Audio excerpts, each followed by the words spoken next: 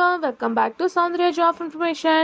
இன்னைக்கு நம்ம ஷேர் பண்ண போகிற ஜாப் அப்படின்னு பார்க்கும்போது கனரா பேங்க்லேருந்து ரிலீஸ் பண்ணியிருக்க ரீசன்ட் நோட்டிஃபிகேஷன். பட் இதில் என்னவோ ஹாப்பி அப்படின்னு பார்க்கும்போது எந்த வித எக்ஸாமும் இல்லாமல் இவங்க வந்து செலக்ட் பண்ணுறாங்க.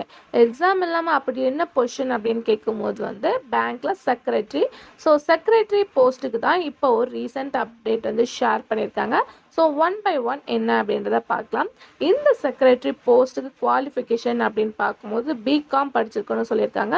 ஸோ டிகிரி அப்படின்றதோட பிகாம் முடிச்சிருக்கவங்க மட்டும்தான் இந்த ஜாப்க்கு எலிஜிபிள்.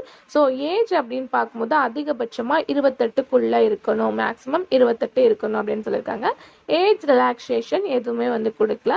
பட் இதில் சேலரி அப்படின்னு சொல்லிட்டு பார்க்கும்போது 1 இயருக்கு 3 லட்சத்துலேருந்து 3 லட்சம். ஸோ பேசிக்காக கால்குலேட் பண்ணி பார்த்தோன்னா ஒரு 25,000 நம்ம வந்து இந்த ஜாபில் ஏர்ன் பண்ண முடியும்.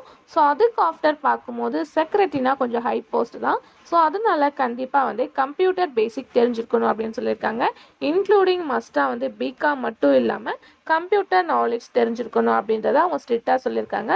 ஸோ செக்ரட்டரினா கண்டிப்பாக உங்களுக்கு தெரிஞ்சிருக்கும். ஏதாச்சும் எக்ஸாம் இல்லாமல் செலக்ட் பண்ணுறவங்கன்னா கண்டிப்பாக 1 இயர் எக்ஸ்பீரியன்ஸ் இருக்கணும் அப்படின்றதையும் அவங்க ஷுவராக சொல்லியிருக்காங்க.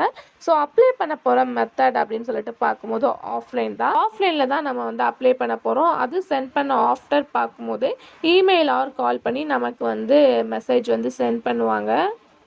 ஸோ அதுக்கு ஆஃப்டர் அவங்க எந்த மாதிரி பண்ணணும் அப்படின்னு சொல்லியிருப்பாங்க. ஸோ அதுக்கான நோட்டிஃபிகேஷன் லிங்க்கு டிஸ்கிரிப்ஷனில் இருக்குது. அதை டவுன்லோட் பண்ணி அவங்க கேட்டிருக்க ப்ராசஸ் எல்லாமே ஃபில் பண்ணி நம்ம சென்ட் பண்ண போகிறோம். ஸோ லொக்கேஷன் அப்படின்னு சொல்லிட்டு பார்க்கும்போது பெங்களூர்.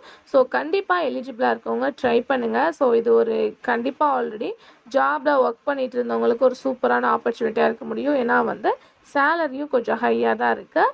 ஸோ கண்டிப்பாக அது எலிஜிபிளாக இருக்கவங்க ட்ரை பண்ணுங்கள். இதை பற்றின எந்த டவுட்னாலும் கமெண்ட்டில் ஷேர் பண்ணுங்கள்.